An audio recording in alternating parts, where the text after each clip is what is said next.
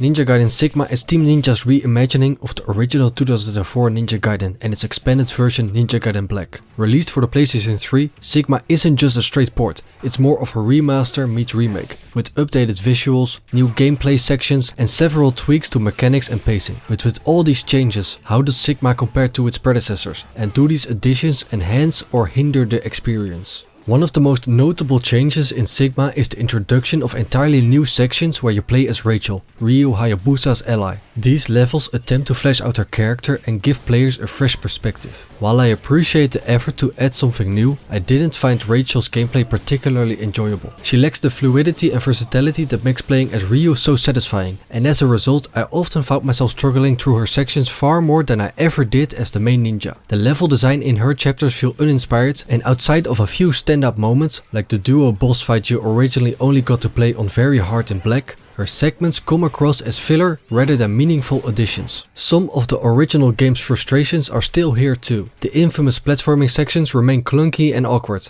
And yes, the staircase with zombies shooting arrows at you is just as annoying as ever. Boss fights for the most part continue to be a weak point. Many of them feel tedious or underwhelming, lacking the intensity or strategy you'd hope for in such a demanding action game. One thing I really wish they had done was remove the ghost fish. They remain one of the most frustrating enemies in the game. Cheap, relentless and never fun to deal with. Sadly, they're still present in Sigma and just as annoying as ever. On the positive side, Sigma does make a few quality of life improvements. For starters, the game now includes more frequent save points, which is a huge plus. This makes it much easier to play in shorter sessions without the fear of losing too much progress, and also lowers the barrier to entry for newcomers. You can now heal without diving into the pause menu, which keeps the combat flowing more smoothly. Though it's a bit disappointing that weapon switching didn't get the same treatment. One of the absolute highlights of Sigma is the addition of a new weapon, the duo katanas known as Dragon's Claw and Tiger's Fang. I got a lot of use out of them during my playthrough, and they're a fantastic addition to Ryu's arsenal. They strike a perfect balance between power and speed,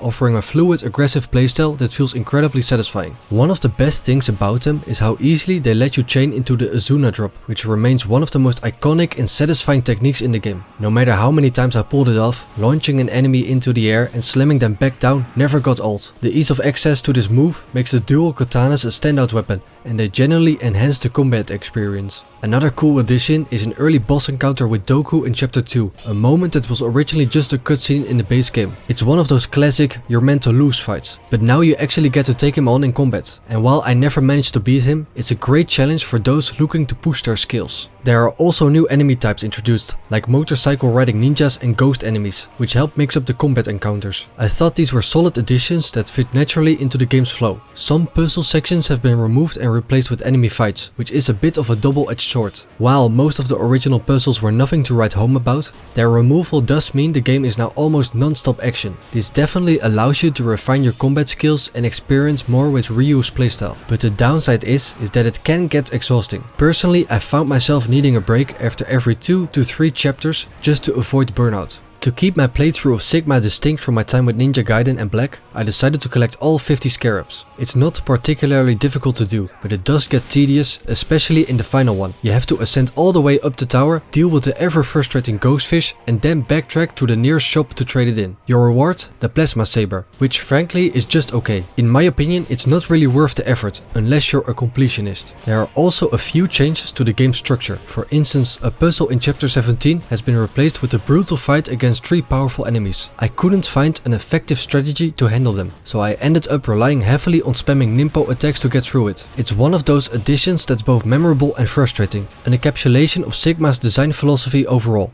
Visually, Sigma is a bit of a mixed bag. While some indoor areas look sharper and more polished than in Black, the lighting effects overall are worse. Many scenes appear oversaturated, and some of the moody atmosphere of the original is lost in the process. It's not a deal breaker, but it's a noticeable downgrade for fans of the previous versions.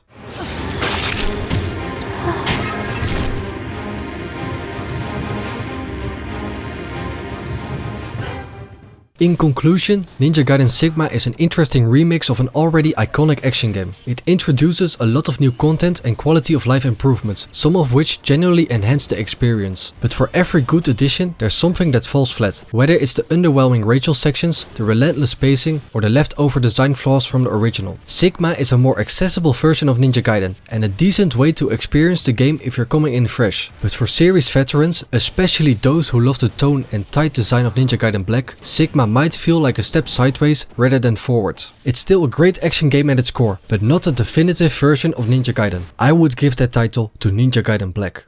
Though it dishonors me, I give you this.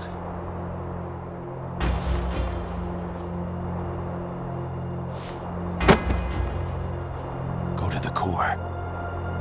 You must reclaim vigor. The equilibrium is collapsing.